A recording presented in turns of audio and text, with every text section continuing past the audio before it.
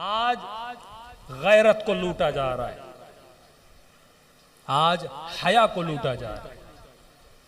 ایک مومنہ نے کہا کہ مولانا میں نے خواب دیکھا ہے، امام زین العابدین نے سفارش کی کہ کہو اپنے مولویوں کو، کہو منبر پہ آنے والوں کو کہ حیا پہ مجلسیں پڑھیں، حجاب پہ مجلسیں پڑھیں۔ ہر کسی کی پہچان ہوتی ہے، ہر قوم کا یونیفارم ہوتا ہے۔ سیدہ زینب کی چاہنے والی کا یونیفارم یہ چادر ہے، یہ حجاب ہے، اور امام زمانہ کے چاہنے والے جوانوں کا یونیفارم غیرت ہے۔ وہ بھائی کیسا جس میں غیرت نہیں، وہ شوہر کیسا جس میں غیرت نہیں، جس کی بہن بے حجاب ہو کے جا رہی ہے بھائی کو غیرت نہیں آ رہی۔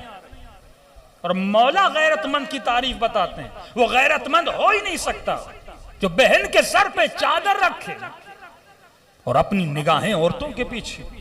کہ یہ سب سے بڑا بے غیرت ہے جو دوسروں کی ماں بہنوں کو تو دیکھنا پسند کرتا ہے پر اندر میں کہتا ہے میری ماں بہن کو کوئی نہ دیکھے۔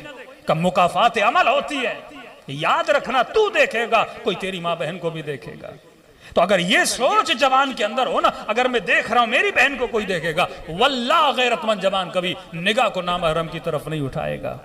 میرے چوتھے امام فرماتے ہیں منبر سے پڑھو، آج حیا پہ حملہ ہو رہا ہے، آج کلچر کو تباہ کیا جا رہا ہے، آج تمہارے گھروں سے چادروں کو چھینا جا رہا ہے ٹی وی کے ذریعے، میڈیا کے ذریعے۔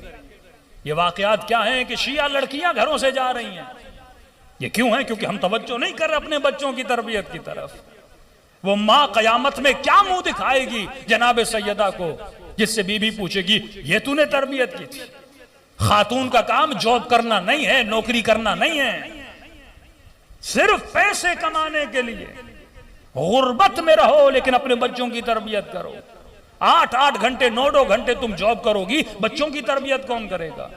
معاشرے میں اگر تربیت کا فرض اللہ نے کسی کو دیا وہ عورت کو دیا۔ مرد کی ذمہ داری تربیت نہیں ہے، عورت کی ذمہ داری تربیت ہے۔ ایک اچھی خاتون اپنے شوہر کی تربیت بھی کرتی ہے۔ ہم سائیکلوجی میں کہتے ہیں عورت کے بچے صرف یہ نہیں ہے جن کو پاس، شوہر بھی ایک بچہ ہے اس کے سامنے، اسے اپنے شوہر کی تربیت کرنی ہے۔ عورت کا صبر زیادہ ہوتا ہے، اس کا تحمل زیادہ ہوتا ہے۔ کربلا میں سیدہ زینب کا نقش، سیدہ زینب کا کردار ہمیں کیا بتا رہا ہے؟ بچوں کو کون سنبھال رہی ہے؟ بی بی زینب۔ سکینہ کو کون سہارا دے رہی ہے؟ بی بی زینب۔ ساری بیویوں کو کون سہارا دے رہی ہے؟ سیدہ زینب۔ حالانکہ امام زین العابدین امام ہے لیکن یہ ڈیوٹی مولا کی نہیں ہے، سیدہ زینب کی ہے، کیونکہ عورت کا حوصلہ ہوتا ہے، اس میں صبر ہوتا ہے۔ پورے سفر میں پردے پہ گریا کیوں ہے؟ چادر پہ گریا کیوں ہے؟ کربلا کی ہر مصیبت میں سیدہ زینب کی چادر کا ذکر کیوں ہوتا ہے اور مومن روتا ہے؟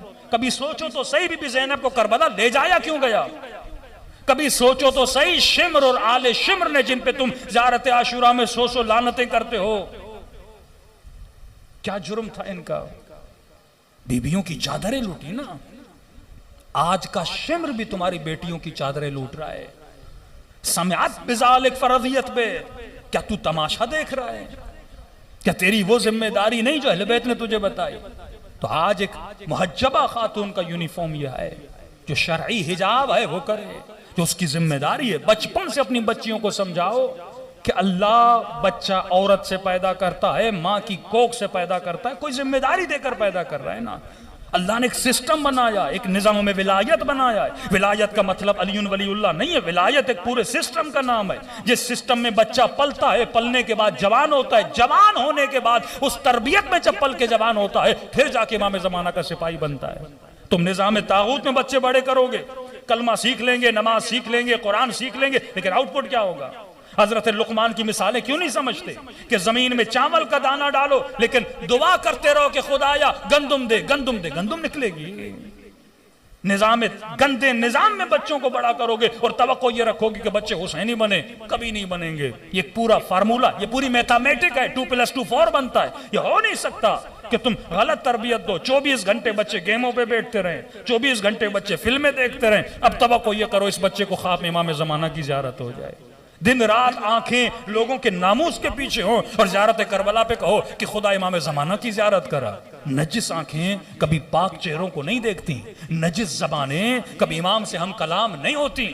تو آج سب سے زیادہ ضرورت اس بات کی ہے کہ انسان اپنی خواتین کے حجاب کا خیال کرے. واللہ حجاب لوٹا جا رہا ہے. 10 سال کے بعد آپ کا کیا حال ہوگا آپ تصور نہیں کر سکتے. اتنی تیزی سے فحاشی کو بڑھایا جا رہا ہے. پھر اس مجلس کا فائدہ کیا؟ جس میں آنے والا جو ممبر پہ بیٹھ رہا ہے اسی میں شرم و حیا نہیں ہے. جو مجلس میں آتے ہوئے دیکھ رہا ہے کہ خواتین کے سروں پہ چادر نہیں ہے اور اسے فرصت نہیں ہے واہ واہ کرانے سے. شرعی فرض ہے اگر تو آنکھوں سے دیکھے ایک شیعہ خاتون سر پہ چادر نہیں رکھ رہی تو جا کے ممبر سے بول. شرعی فرض ہے جب دیکھ رہا ہے آج جوان نشے میں جا رہے ہیں, جوان کی زبان پہ دن رات گالی ہے اور تو ممبر سے ان سے واہ واہ کروا رہا ہے. گالی والی زبان کتنے بھی نعرے مارے اس کا فائدہ نہیں. بد حجاب خاتون جتنا بھی سر پہ ماتم کرے اس کا فائدہ نہیں. یہ ممکن نہیں ہے. انما یتقبل اللہ من المتقین, قرآن کی آیت ہے. خدا عمل متقی فرد کا قبول کرتا ہے, کسی فاسق کا عمل قبول نہیں کرتا, کسی گنہگار کا عمل قبول نہیں کرتا. تو پہلے اپنے وجود کو پاک کر, وجود کی زمین کو پاک کر, پھر اس میں محبت علی کا دانہ ڈال, پھر دیکھیے میسم تمار کیسے بنتا ہے. آئے نراکی کی بیٹی عفیفہ خاتون شادی شدہ تھیں, شوہر حج کر کے آیا, اب مستطیع تھی یعنی ان پہ حج واجب ہو چکا تھا. ان کا نام نکلا حج کے لیے. اب حج پہ کیسے جائیں؟ شوہر حج کر کے آیا, صرف انہی کا نام نکلا, ان کو اکیلا حج پہ جانا تھا. تو اپنے والد کو کہا کہ بابا میں کیسے جاؤں؟ غیرت مند بھائی اور شوہر کبھی اپنی عورتوں کو سفر پہ اکیلا نہیں بھیجتے. جب غیرت کم ہو جاتی ہے نا تو بیویوں کو اکیلا بھیج دیتے. وہ سفر زیارت ہی کیوں نہ ہو, اپنا بندہ ساتھ ہونا چاہیے یا چند عورتوں کے ساتھ جائے. تو انہوں نے جو عورتیں جا رہی تھیں 8-10 عورتیں ایک قافلے میں وہ پیدا کی. کہ بیٹی یہ ساری جاننے والی ہیں, ایک دو آیت اللہ اور کی بیٹیاں تھیں, ساتھ گئے. اب یہ خاتون اپنے باپ کو جب واپس آئیں تو انہوں نے واقعہ سنایا کہ بابا جب طواف کعبہ ہو رہا تھا, اب ایک پوری زندگی وہ خاتون جس نے نامحرم سے زیادہ باتیں نہیں کی, جو بازاروں میں زیادہ نہیں گئی, جو مردوں کے محفل میں نہیں بیٹھی, یہ حجب ختم ہو جاتا ہے نا. ایک خاتون نامحرم سے بات کرتی ہے گھبراہٹ, لیکن ایک میں اتنا کانفیڈنٹ 10 نامحرموں سے بات, اس میں کوئی فرق نہیں پڑتا. اب کہتی ہے حج کا موسم, شیعوں کا احرام اور اہل سنت کا آپ کو پتا ہے, آدمی تو سمجھے آدھا اس کا جسم نظر آ رہا ہوتا ہے. اب حج واجب, طواف واجب. کہتی ہے جیسے طواف کرنے جاتی, حج کا رش آپ کو پتا ہے کیا ہوتا ہے, اتنا رش, مردوں کا یہاں سے کندھا لگ رہا ہے, وہاں سے کندھا لگ رہا ہے. اب کہتی ہے بابا میں حیا والی, عفت والی زندگی میں کبھی نکلی نہیں, سامنے حج طواف بھی واجب, کروں کیا کروں؟ ایک طرف حیا عفت, دوسری طرف واجب طواف. کہتی میں کونے میں کھڑی ہو کر کانپنے لگی. اس کے والد نے اس کو ذکر دیا تھا کہ بیٹی جب پریشان ہو جاؤ ایک ذکر کرو. اللہ کے 2 نام تھے وہ دہرانے, یا حافظ یا حفیظ, یا حافظ یا حفیظ. کہتی ہے میں ذکر کرنے لگی, خدایا کروں تو کیا کروں؟ ایک طرف تو نے حیا کا درس دیا, عفت کا درس دیا, دوسری طرف طواف بھی واجب ہے, مردوں کے کاندھے لگ رہے ہیں, مجھے عادت نہیں مردوں کی محفل میں جانے کی. کہتی جہاں کھڑی تھی اچانک میرے کانوں میں ایک آواز آئی کہ جسے امام زمانہ کے ساتھ طواف کرنا ہے وہ جلدی آ جائے. کہتے کانوں سے بس آواز ٹکرائی, اور جیسے آواز ٹکرائی میری نگاہ 5-6 لوگوں پہ پڑی. وجود امام کو دیکھ رہی تھی. ایک بوڑھا تھا, بڑا نورانی چہرے والا, بڑی داڑھی والا. اس نے مجھے اشارہ کیا کہ مولا کے پیچھے کھڑی ہو جاؤ. کہتا اتنی رش میں وہ 5 لوگ تھے, ان کے اطراف میں کوئی نہیں تھا, ایک حصار تھا گویا. میں مولا کے پیچھے کھڑی رہی, میں نے 7 طواف امام کے پیچھے کیا. طواف کرنے کے بعد پھر کہہ رہی مجھے پتہ نہیں لگا, اور مجھے یہ یاد بھی نہیں کہ میں نے 7 طواف میں ذکر کون سا کیا, کیونکہ وہ دہشت, وہ ابوہت جو امام زمانہ کی میرے وجود پہ تاری, کہتے مجھے یاد نہیں میں نے ذکر کیا کیا. کہ میں نے صلوات پڑھی, میں نے تکبیر پڑھی, میں نے ذکر لبیک اللہم لبیک, کیا میں نے کہا مجھے کچھ یاد نہیں.